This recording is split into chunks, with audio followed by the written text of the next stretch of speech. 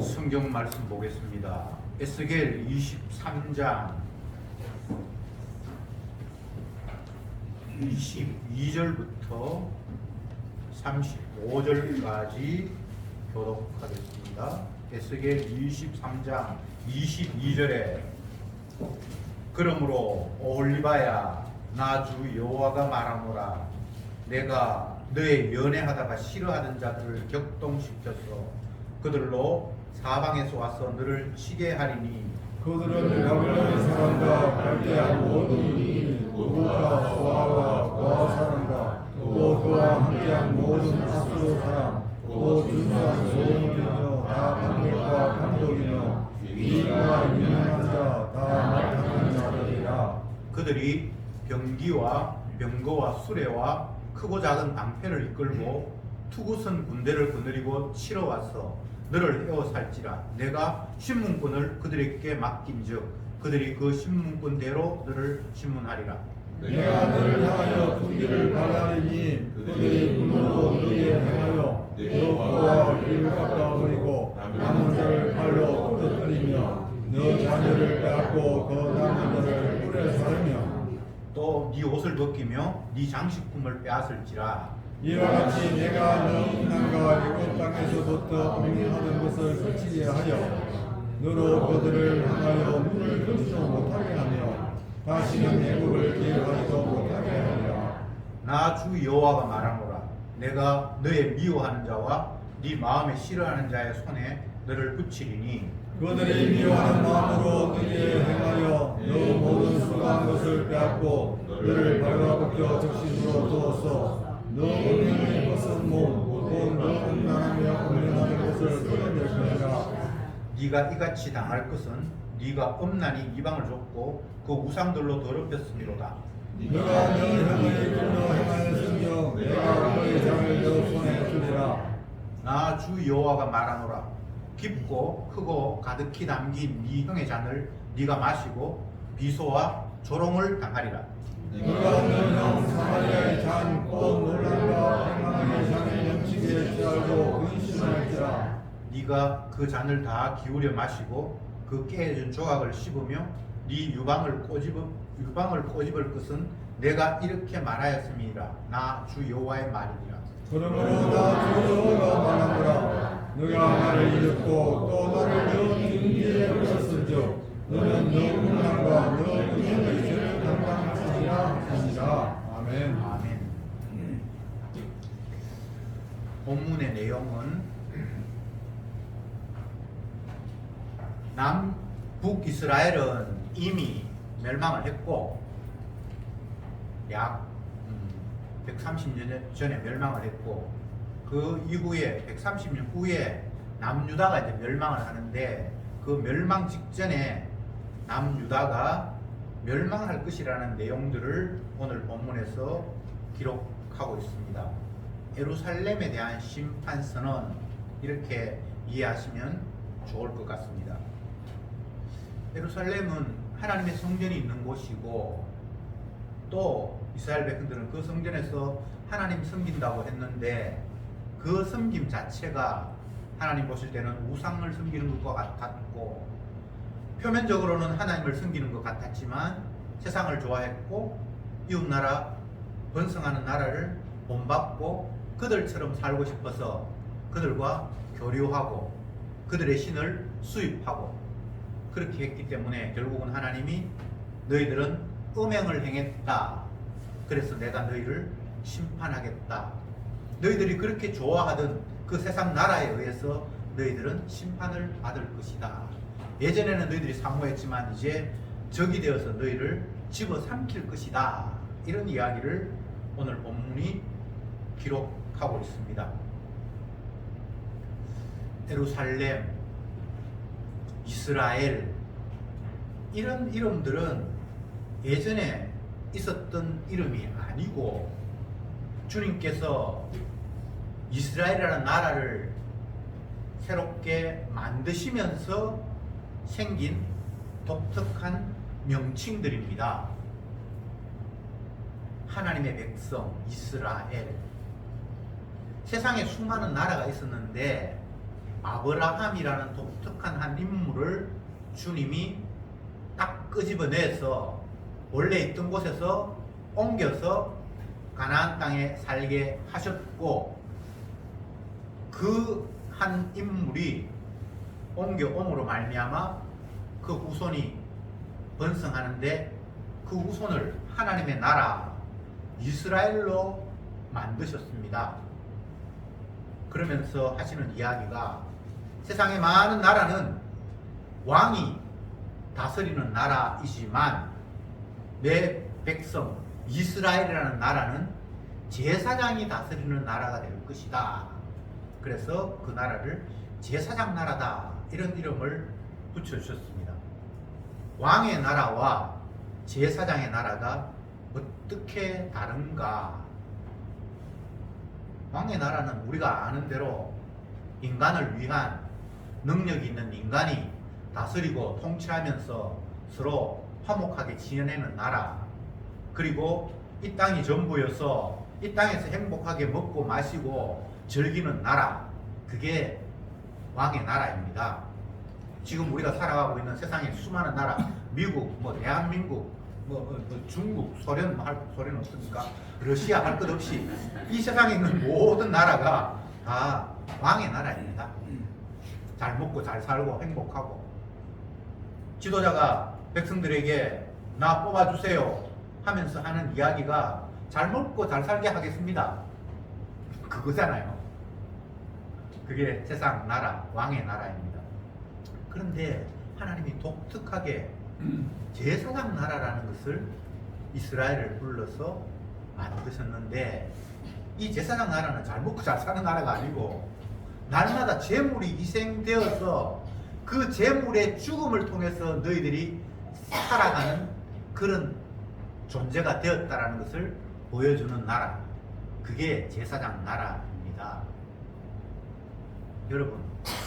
여러분이 만약 어느 나라의 국민으로 내가 내 결정을 할 수 있다면 왕의 나라의 국민이 되고 싶습니까? 제사장 나라의 국민이 되고 싶습니까?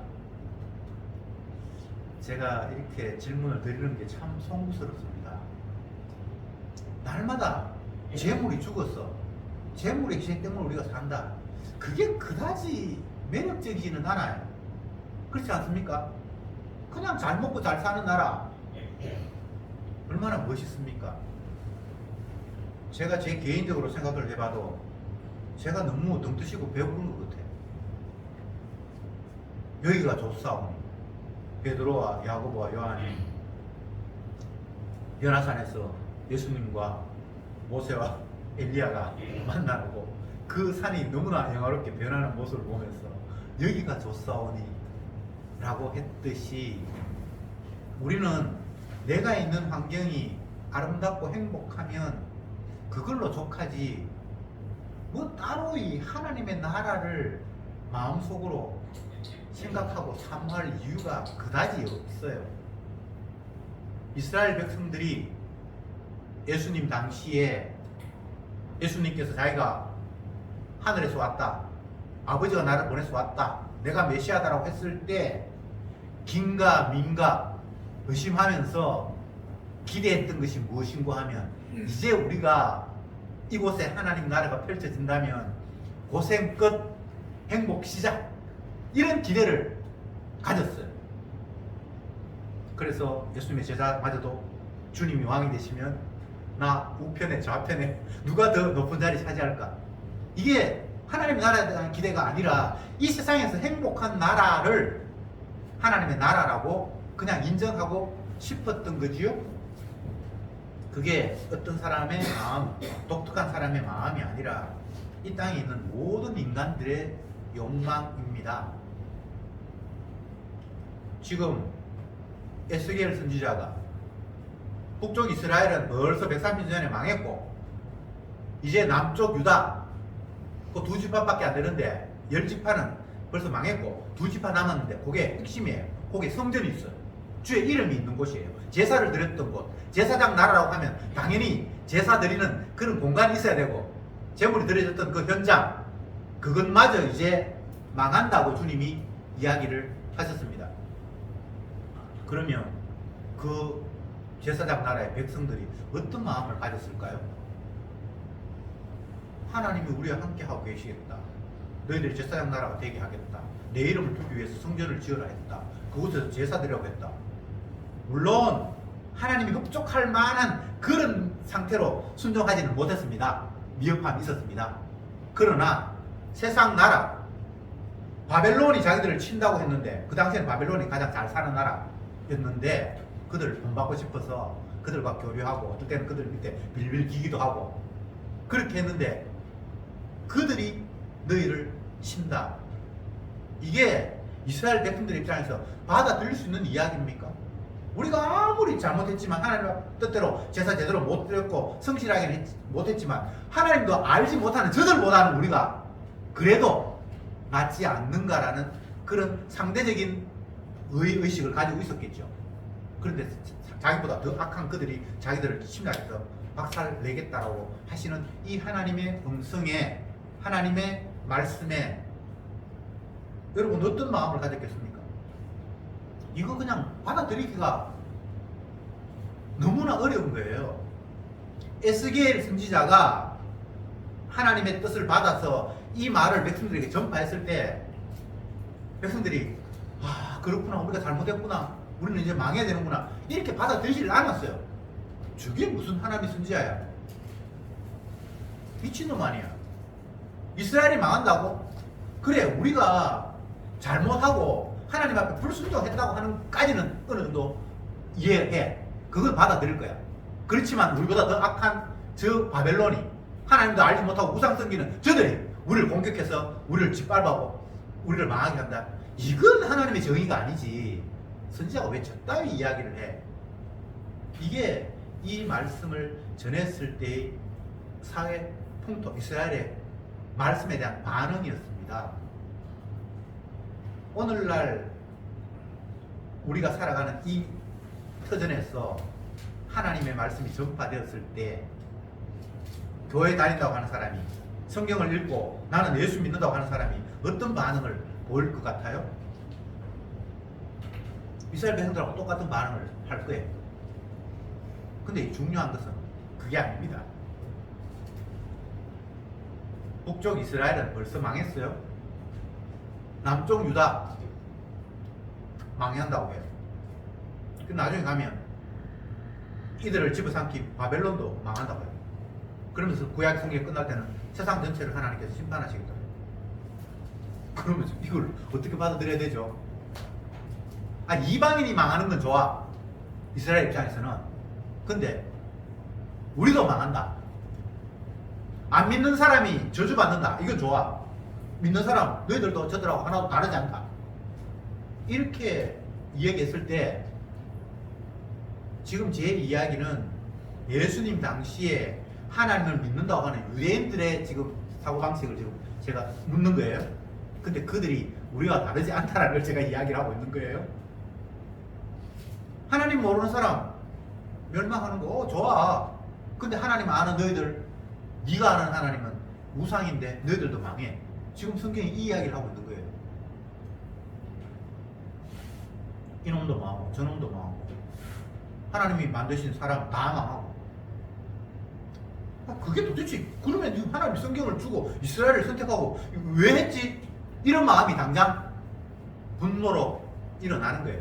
성경에 관심 없는 사람은 그 말에 전혀 관심을 안 기울일 거고, 성경에 관심 있는 사람은 화가 난다 이 말입니다. 근데 성경을 자세히 보세요. 아담이, 우리의 조상 아담이 선악과 나무 것서 하나님이 계시는 에덴 동산 생명나무가 있는 곳에서 추방됐다고 처음에 이야기했잖아요. 처음부터 그렇게 이야기했잖아요. 그리고 생명나무가 없는 곳은 그 자체를 저주, 죽음이라고 얘기했잖아요. 아담이 범죄하고 생명나무부터 추방된 그 자체를 죽음이라고 이미 이야기했잖아요. 선악과를 따먹은 날에는 정령 죽으리라 했는데 당장 꼬록 죽은 게 아니고 추방이 됐잖아요. 그 자체를 주님이 죽음이라고 간주를 했는데, 이렇게 세상을 주님이 출발점으로 바탕을 깔아놨는데 성경 읽는 사람들이 그런 바탕으로 세상을 보지를 않아요. 신약에 와서도 마찬가지입니다. 복음 깨달은 사람이 의인은 없다, 하나도 없다, 모든 사람은 죄를 범하기 때문에 하나님의 영광에 이르지 못한다, 죄의 삭은 사망이다, 그 말은 몸땅 다 저주 받아야 된다는 이야기를 하고 있는 거예요. 그게 창세기 이야기고 로마서의 이야기고 구약 신약 공이 그렇게 이야기한 거예요. 그런데 유독 교회 다닌다는 사람이, 성경을 읽었다는 사람이 이 하나님의 하시는 일에 대해서 불만이 슬슬 부글부글 올라오는 거예요. 안 믿는 사람이야 지옥 가고 저주 받아야 되지만, 나는 믿는데 왜 내가 지옥 가야 돼? 그 반응이 예수님 당시 유대인의 반응이었어요. 근데 예수님이 유대인에게 뭐라고 이야기했죠? 나 외에는 아버지를 아는 자가 없고. 그러니까 예수님 자기 아버지만 하나님이고 너희들이 이야기하는 아버지는 우상이래요. 마귀의 자식이래요. 이게 여러분 옛날 예수님 당시에 유대인들의 독특한 생각이다, 그렇게 여러분 받아들이면 안 됩니다. 그 이야기 성경에 기록한 것은 모든 인간들이 그런 식으로 생각한다는 거예요. 지는 잘 믿고. 근데 잘 믿는 사람이 없어요. 예수님 뭐라고 이야기합니까? 내가 세상에 다시 올 때에 믿는 자를 보겠느냐, 이렇게 말씀하셨어요. 예수님 당시에도 물론 믿는 자가 없었고, 자꾸 믿는다 그러니까 예수님이 얼마나 화가 나셨으면, 그래 너희들이 믿는다고, 그래 좋다, 너희들이 믿음이 한 겨자씨만한 만큼만 있으면 이 산을 저쪽으로 옮기라 해도 옮길 것이다, 이렇게 얘기했을 때 나 옮길 수 있어요 라고 손든 사람이 있어요 없어요? 예수님 이야기는 믿는 사람 없다는 이야기입니다. 내가 지금 지어낸 이야기 아니고 성경에, 우리가 성경을 믿는다고 하면 믿는 사람 없어요. 예수님의 제자들 믿었습니까? 다 떠나갔다. 뭐 저주를 했거나 저주 안 했거나 그 차이는 있을지 모르지만, 직접 예수님을 팔아 넘겼거나 저주했거나 아니면 그냥 뭐 입 다물고 살라고 도망갔거나 다 믿었다는 이야기를 성경이 기록하고 있잖아요. 자꾸 상상해서 하나님을 그리지 마세요. 성경에 기록된 하나님 외에는 다른 하나님은 없고, 이 땅에 오셔서 십자가에 못 박혀 죽으신 그 분 외에는 다른 주가 없어요. 그리고 십자가에 못 박혀 주신 그분의 이름 외에 우리에게 구원을 줄 수 있는 이름이 없어요. 그런데 사람들은 십자가에 못 박힌 주님과 상관이 없이 나에게 구원을 줄 어떤 주가 계신다고 생각을 하는 거예요. 십자가 이야기하지 않고 구원을 막 이야기하고 있어요. 십자가 이야기하지 않고 천국을 막 이야기하고 있어요. 십자가 이야기하지 않고 복받을 방법을 이야기하고 있어요. 이런 사기가 어디 있습니까?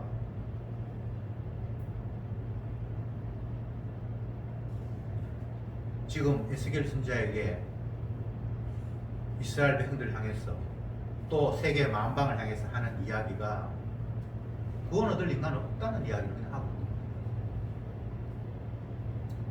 거예요. 이게 하나님의 방법이에요. 만약 하나님의 말씀에 잘 순종해서 구원받을 인간이 만들어진다면 하나님의 아들 이 땅에서 굳이 자기 백성의 죄를 위해서 피 흘려야 될 이유가 없어져 버려요. 이것을 로마서에서는 모든 사람을 죄 아래 가두었다. 율법을 주신 이유는 그걸 확인시키기 위해서 율법을 줬다. 율법을 보니까 나도 죄인이고 너도 죄인이고 몽땅 다 죄인이네, 우리가 다 지옥 가야 되네 라는 걸 확인시키기 위해서 하나님이 율법을 주셨다고 이야기를 하셨습니다. 그러면 우리가 성경 펴놓고 율법을 펴놓고 아 내가 지옥 가야 될 죄인이구나 이렇게 깨달아야 정상인데, 예수 믿으면 천국 간다고 하니까 지옥하고는 내하고는 상관이 없고 하면서 처음부터 자기를 멸망의 대상에서 딱 빼돌려버려요. 그러니까 성경 해석이 아무것도 안 되는 거예요. 주님 십자가에 피 흘렸다 그러면 아 그냥 흘린 것 같다, 그렇게 그냥 쉽게 넘어가 버리죠. 왜 성경이 이렇게 기록하고 있는가? 22절에 다시 한번 봅시다. 지금 23장 22절에 그러므로 오홀리바야, 여기는 이제 오홀리바는 남쪽 유다를 이야기합니다. 나 주 여호와가 말하노라 내가 너의 연애하다가 싫어하던 자들을 격동시켜서 그들로 사방에서 와서 너를 치게 하리니 그들이 부러워했던 그 당시에 최고 잘 사는 나라 바벨론 그들을 사랑했고 연애했고 그러다 그들이 싫어하는 자 처음에 좋아했는데 나중에는 싫어하는 자가 됐어요. 왜? 그들을 집어삼키고 괴롭히고 하니까 하나님께서 질투하시는 분이니까 그렇게 하셨죠. 이스라엘은 주님의 신부예요. 주님의 자기 백성이에요. 신부가 남편 내두고 다른 데 좋아하고 바람피니까 신랑이 질투할 수밖에 없잖아요. 여호와 하나님은 질투하시는 하나님이에요. 그러니까 하나님께서 그 마음을 주셔서 사랑하던 자가 이제 미움의 상태로 바뀌어버리는 거예요. 주님께서 그렇게 하셨어요. 나 주 여호와가 말하노라 내가 너의 연애하는 자가 싫어하던 자들을 격동시켜 그들로 사방에서 너를 치게 하리라. 하나님께서 지금 그렇게 하시는 겁니다. 바벨론이 유다를 침략했다. 표면적으로는 그렇게 되는데 하나님이 침략하게 하신 거예요. 적극적으로 주님이 개입하셔서 그냥 하나님께서 멀리 지켜보고 있는데 너희들끼리 게임해서 힘 있는 놈이 힘 약한 놈을 이겼구나. 그러면 너희들이 힘을 길러야지. 이렇게 뒷짐지고 있는 게 아니고 직접적으로 하나님께서 개입하셔서 이스라엘이 본받고 싶고 사랑했던 그들을 들어서 그들을 미워하면서 공격하도록 내가 하겠다라고 주님께서 말씀하셨습니다. 세상은 주님의 개입 없이 펼쳐지는 일은 아무것도 없습니다. 이것을 신약에서는 참새 한 마리가 시장에서 한 데나리온에 거래되는 것이 하나님의 허락 없이는 되지 않는다라고 말함으로 말미암아 이 땅에 있는 모든 피조 세계에서 창조주 하나님의 직접적인 개입과 간섭에 의해서 모든 것들이 이루어지고 있음을 말씀하셨습니다. 사람 원망하지 마세요. 그 사람이 나한테 그런 게 아니고 주님께서 적극적으로 개입하셔서 그 일이 벌어졌습니다. 왜? 주님의 주되심을 자랑하기 위해서. 이것을 신약적으로 이야기하면 예수님의 십자가의 공로를 드러내기 위해서. 사람들은 성경을 보면서 오늘 본문에 나타난 이 이야기를 보면서 아니 이놈도 멸망하고 저놈도 멸망하고 하나님 백성도 멸망하고 도대체 그러면 누가 구원을 얻는단 말이야 하면서 분노를 일으키는데 주님의 관점은 누구의 구원에 초점이 있는 게 아닙니다. 주님의 십자가를 자랑하는 일에 초점이 있습니다. 주님이 예수님의 별명이 자기 백성을 저희 죄에서 구원할 자, 구원을 위해서 이 땅에 왔는데 근데 그 구원이 자기 백성입니다. 자기 백성. 이 자기 백성은 주님의 피를 드러내고 자랑하기 위한 대상입니다. 더 쉽게 이야기하면 주님이 자기 영광을 위해서 어떤 일을 하는데 거기에 구원 얻을 자가 생기고 멸망할 자가 생긴다는 이런 이야기입니다. 구원이 핵심이 아니고 지옥 가는 게 핵심이 아니고 주님의 주되심이 핵심이에요. 자기 영광. 주님의 자기 영광을 위해서 어떤 사람은 피로 구원받고 어떤 사람은 멸망하고 근데 인간은 주님의 주되심이 중요한 게 아니고 내 구원받으나 지옥 가나 거기에 초점을 맞추는 거예요. 이게 선악과 따먹어서 신이 된 인간의 모습, 자기 중심의 모습이에요. 예수님이 주죠. 여러분이 주가 아니잖아요. 내가 주가 아니잖아요.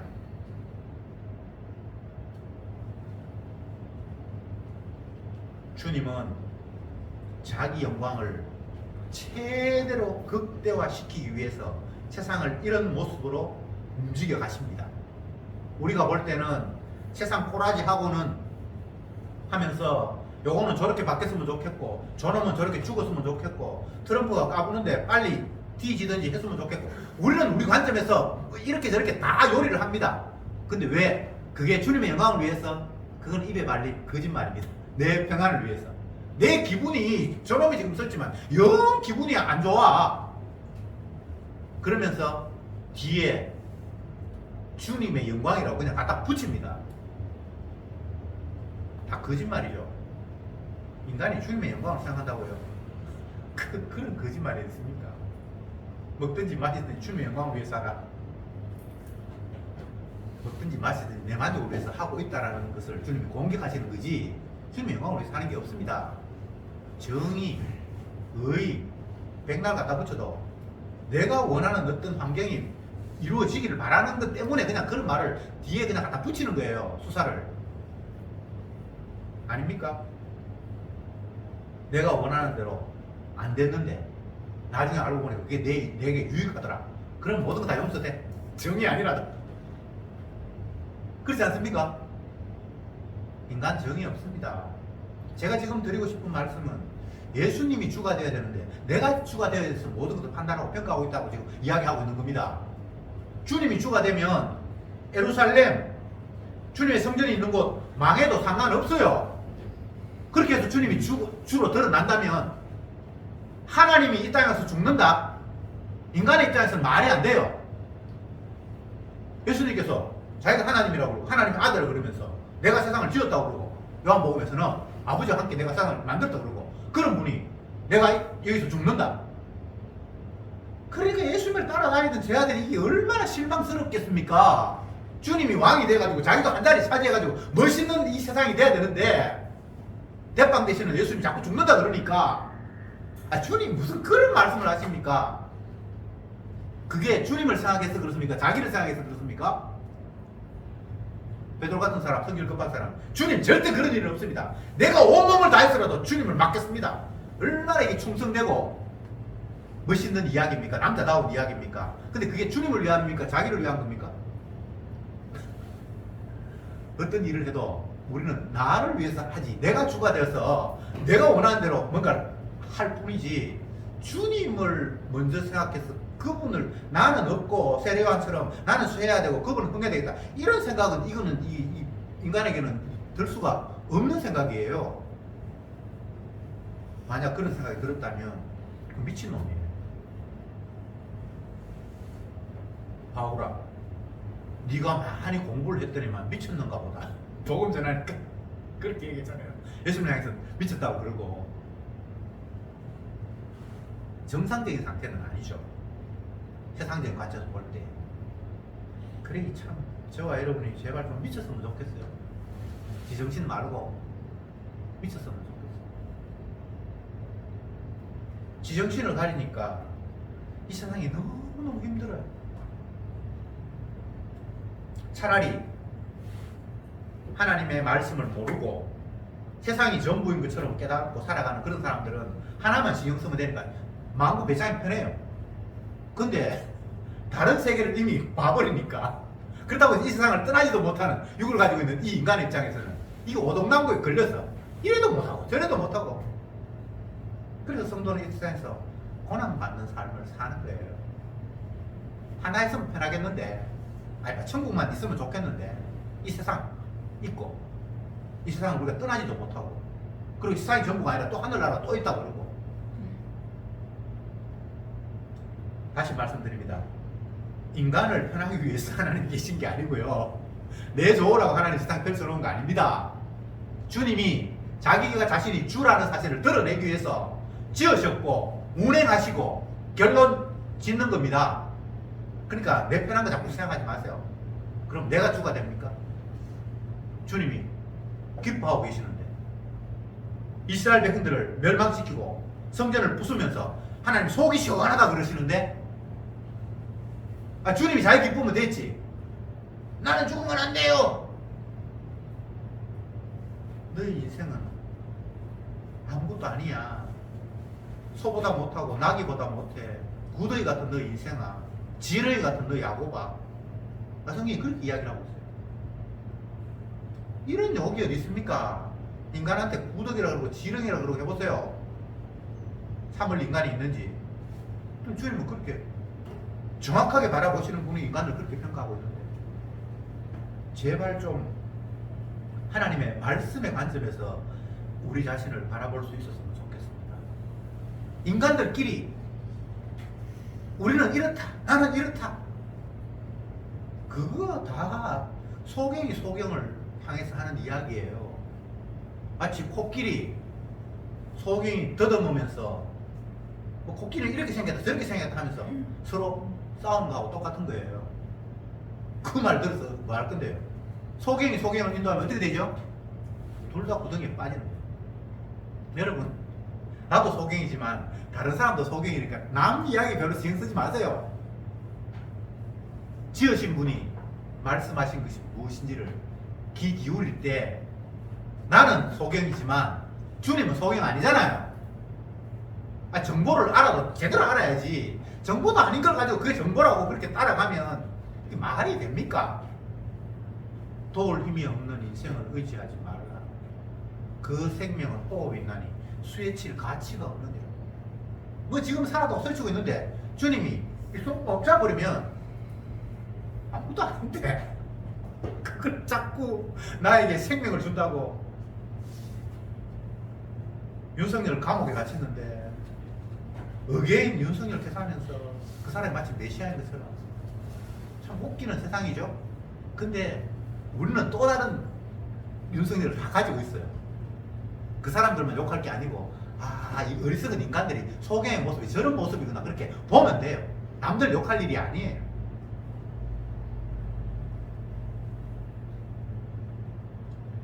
주님이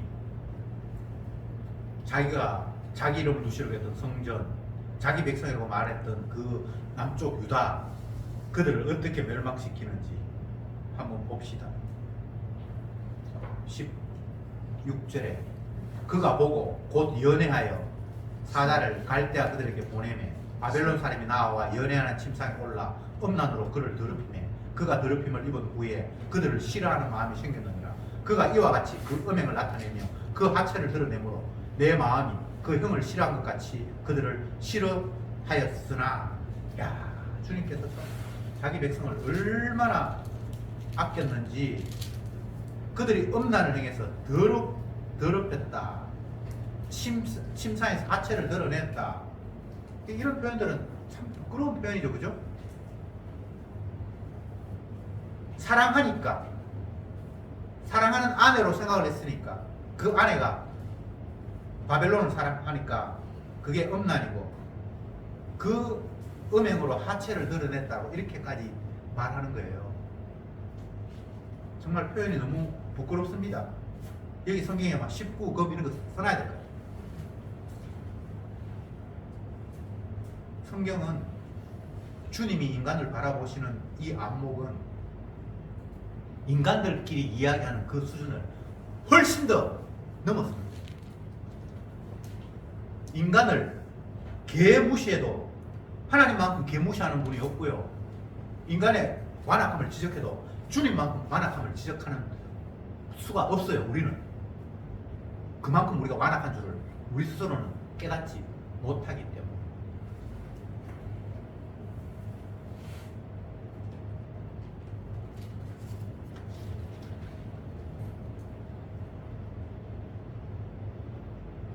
(25절을) 봅시다. 내가 너를 향하여 투기를 바라니 그들이 분노로 네게 행하여 네 코와 귀를 깎아버리고 남은 자로 칼로 떨어지며 네 자녀를 빼앗고 그 남은 자를 불에 사른다. 하나님께서 어떻게 심판하신다고요? 투기를 해서 나를 사랑해야 되는데 엉뚱한 걸 사랑했기 때문에 막 질투가 났어. 네 코를 귀를 깎아버리고 칼로 떨어지게 하겠다. 참 하나님의 질투가 잔인하죠. 코를 베고 귀를 잘라버리겠다. 이것은 비유적인 표현인데 이 당시의 사회에서 아내가 바람을 피워서 발각될 때에 코를 자르고 귀를 베는 그런 형벌이 있었다고 합니다. 이스라엘 백성들이 음란했으니 하나님께서 남편으로서 그렇게 하겠다는 거예요. 물론 바벨론이 이스라엘 침략해서 코를 자르고 이런 게 아니라 어쨌든 그들을 심판하고 끌려가고 칼로 죽이고 했던 모습을 그런 식으로 주님께서 묘사하고 있습니다. 이게 주님의 질투라는 거예요. 여러분, 질투는 사랑이 전제되어 있습니다. 이걸 지금 놓치면 안 돼요. 주님이 자기 백성을 사랑했기 때문에 그들의 죄악에 대해서, 그들의 음란에 대해서 이렇게 벌하고 계신다는 사실을 놓쳐서는 아니 됩니다. 그러면서 네 형, 북쪽 이스라엘이죠. 그들이 진노의 잔을 받아서 진노한 것처럼 내가 똑같이 너에게 그 잔을 주겠다고 주께서 말씀하십니다. 시편 44절에 이런 이야기가 있습니다.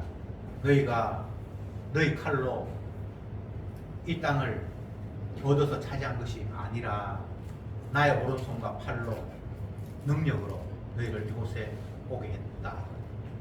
이스라엘이 가나안 땅에 살게 된 것은 자기들의 노력과 수고가 아니었잖아요. 애굽에 나오는 것도 자기의 노력과 수고가 아니었고 그 땅도 남의 땅이었는데 하나님께서 그들을 물리치고 그들을 심었잖아요. 이것을 바꾸어 이야기하면 오늘날 성도라는 사람이 가지고 누리고 하는 모든 환경들이 여러분의 땀과 노력이 아니라 주님의 십자가의 희생이 너희들을 이렇게 했다라고 하는 내용입니다. 동의 안 되죠? 내가 그동안 얼마나 수고하며 땀 흘렸는데, 내가 직장생활을 30년 40년 했는데 이 정도 누리는 거 당연하지. 다 그렇게 생각해요. 이스라엘 백성요, 가나안 땅까지 가는데 수고 없었습니까? 자기들 입장에서 수고 많이 했어요. 근데 주님이 하신 말씀이 너희들의 칼로 노력으로 이 땅 차지한 게 아니라 내 오른손과 능력이 너희들 이곳에 인도했다고 이렇게 이야기를 하고 있으니까 이게 사실은 믿어져야 되는데 이걸 이론으로 받아들여서 믿을 수 있는 것은 아니고 주님이 믿음으로 선물로 주실 때에 주님 지금까지 살아온 모든 것이 오로지 주님의 은혜였군요 라고 이렇게 받아들여야만 되지. 이게 이론으로 설명을 해가지고 될 수 있는 게 아니에요.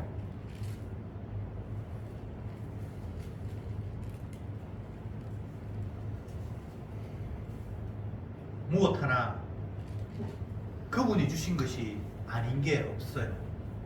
모든 게 다 그분이 주셨어요. 만약 마귀의 입장에서 이게 100% 주님의 은혜가 아닙니다라고 충분히 변명할 수 있는 것이 있는데, 애굽에서 떠나서 출애굽하는 마지막 날 밤에 6월절 밤에 하나님께서 이스라엘 백성들에게 내가 오늘 애굽에 있는 모든 장자를 죽일 건데 너희들은 문 입구에 어린 양을 죽여서 피를 발라라. 그러면 내가 너희 집에는 장자를 안 죽일게. 주님께서 그렇게 말씀하셨습니다. 그런데 이스라엘 백성들이 6월절날 안 죽고 살아있는 것들을 불신의 입장에서 보면 우리가 양을 잡아서 피를 발랐잖아. 그러니까 우리가 살았지. 이렇게 이야기할 수 있겠죠. 근데 그걸 그렇게 해석해야 됩니까? 오늘날 수많은 사람들이 그런 식으로 자기의 공로를 자꾸 인정받고 싶은 거예요. 나 그래도 했잖아. 시켜서 했잖아. 양 잡았잖아. 피 발랐잖아. 이걸 자기 공로라고 자꾸 집어넣고 싶은 거예요. 홍해 40년, 광야 40년 가면서 우리가 그래도 불기둥 따라갔고 구름기둥 따라갔잖아. 그게 따라간 겁니까? 주님이 강권적으로 끌고 가는 거죠. 여러분, 순종했습니까? 뭘 받을 만한 뭔가를 했습니까? 그 마귀의 소리예요. 아무것도 순종한 거 없습니다. 오로지 내 행복, 내 만족 추구하는 거 말고는 없었습니다. 근데 주님이 강권적으로 우리를 끌고 와서 오늘날 이만큼 이렇게 이 자리에 두셨습니다. 말씀을 듣게 하시고 길을 열게 하시고 십자가가 무엇인지를 조금이나마 알려주신 것이 주님의 능력이지 우리의 열심은 결코 아닙니다. 돈 벌려고 열심을 냈지 주님의 사랑을 알려고 열심을 냅니까? 그냥 뭐 시간 돼서 오고. 여러분 한번 생각해보세요. 우리의 노력과 땀이 어디에 지금 투자가 되고 있는지 한번 생각해보세요. 주님의 사랑을 알기 위해서 그렇게 투자를 합니까? 아니면 직장생활 하면서 이 월급 받으려고 투자를 합니까? 질문 하나 제가 부끄럽습니다. 모든 인간은 이게 지 행복을 위해서 투자를 하지 주님의 사랑의 깊이와 넓이를 알기 위해서 그렇게 투자할 수가 없어요. 그런데 주님께서 투자다라는 나에게, 그냥 내 욕망을 추구하면서 달려가는 나에게 그래도 십자가가 무엇인지를 알게 하시고 조금이나마 깨닫게 하시고, 이게 주님의 능력이지 저와 여러분들의 능력 아니잖아요. 말씀을 맺겠습니다. 세상은 멸망받아야 마땅합니다. 구원 얻을 대상 없습니다. 구원 얻을 자격도 없고 능력도 없고 아무것도 없습니다. 모든 사람이 다 죄인인데 그런 환경을 만드신 분이 여호와 하나님입니다. 그렇게 해야 주님이 자기 십자가가 얼마나 큰 대단한 능력이 있는가를 자랑할 수 있는 절호의 방향이 만들어졌고, 그 주님의 피가 죄를 사하는 대상이 만들어졌고, 그를 주님은 자기 백성이라고 말했습니다. 자기 백성 외에는 구원이 없어요. 자기 백성을 저희 죄에서 구원할 자로 오셨지 자기 백성 아닌 사람을 구원하지 않아요. 이게 주님의 약속이에요. 누가 구원 얻고 못 얻고 그런데 관심 갖는 것이 아니라, 주님이 자기 피를 드러내기 위해서 구원 얻을 수 없는 자를 완벽하게 내 사랑하는 자다, 내 기뻐하는 자다. 구약에서 이런 말씀이 있습니다. 내 백성 아닌 자를 내 백성으로 만들고 구원받지 못할 자를 구원 얻게 하고, 이게 주님의 능력이잖아요. 그것과 아울러 영원히 심판받을 자를 심판하시는 분이 십자가를 통해서 주로 등극했고, 그 십자가를 기준으로 구원과 심판이 갈려지게 하시는 것, 나누시는 것, 그게 주님의 자기 영광을 위해서 펼치시는 주님의 일하심입니다. 그것 전체가 주님이 기뻐하시는 소식, 내가 구원 얻어서 좋은 복음이 이전에 주님의 복음, 주님의 기뻐하시는 소식, 그리고 성도도 기뻐할 복음입니다. 기도합시다. 주님, 감사합니다. 우리는 날마다 내 중심으로 좋고 나쁘고를 늘 생각했기에 주님의 일하심마저도 내가 좋아하고 받아들여야 될까 말까를 생각하니, 주께서 펼치시는 세상, 주께서 언약하시고 이루어가시는 매사에 의문이 생기고 불만이 생기고 원망이 돌출했습니다. 이것이 바로 완악함을 증명하는 일이었습니다. 내 중심이 아니라 예수님 중심으로 모든 것들이 펼쳐짐에 내가 어떻게 되든 상관없이 주님의 주되심이 온전히 드러나는 그 자리에서 우리는 주님 앞에 감사하고 박수치면서 찬양하고 노래하는 자리에 있게 하옵소서. 예수님의 이름으로 기도드리옵나이다.